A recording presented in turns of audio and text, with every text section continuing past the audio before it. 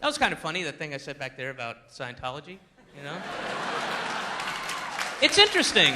It's interesting that everyone in this building, with just the tiniest cursory knowledge of Scientology and its beliefs and Dianetics and the tenets of Dianetics, married with the information about its author, this megalomaniac science fiction writer, you can just know those two little tiny things, and you can look at Scientology and go, wow, what a load of bullshit. Well, that's what Mormonism is. Same thing. Same thing.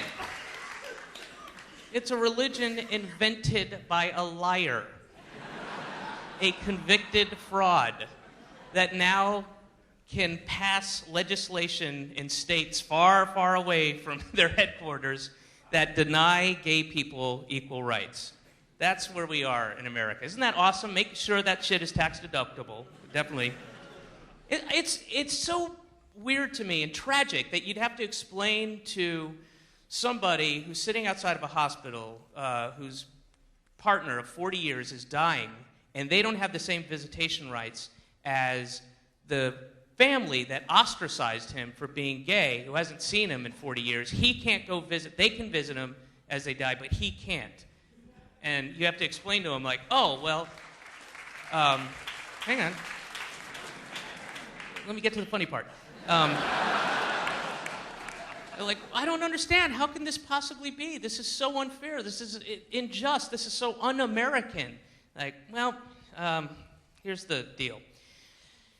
About 180 years ago, a guy named Joseph Smith was a convicted fraud. He was convicted and served time in prison for defrauding a guy by claiming he could find silver buried underneath his property, which he never did, of course, but he had a peepstone that he would put in a hat, and then the hat would divinely tell him where to go, but he never found anything, so he went to jail. Anyway, when he got out of jail, he claims that an angel named Moroni, yes, Moroni, that's what he said.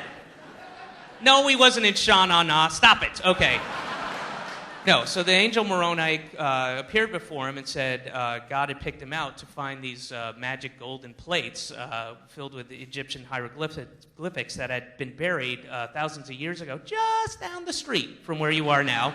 And you're to go dig them up and then translate them. But nobody else is to see them, ever. Nobody, never, never, never, never. Nobody but you, Joseph Smith. Nobody can see them. Nobody. And then, so Joseph Smith dug up the plates and then used his peepstone, and he's like, wait a second, if it's Egyptian hieroglyphics, how am I going to understand how to translate it? And then Moroni gave him, and I quote, magic glasses. So that he put on magic glasses, put the peepstone in his hat, talked to his wife and his neighbor, and dictated what eventually became the Book of Mormon, which oddly enough, coincidentally, had a lot of Masonic imagery and ideals and symbolism because Joseph and his brother Hiram were Masons at the time.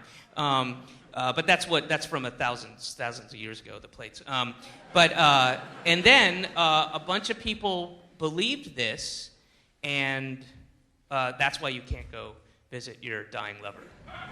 Sorry.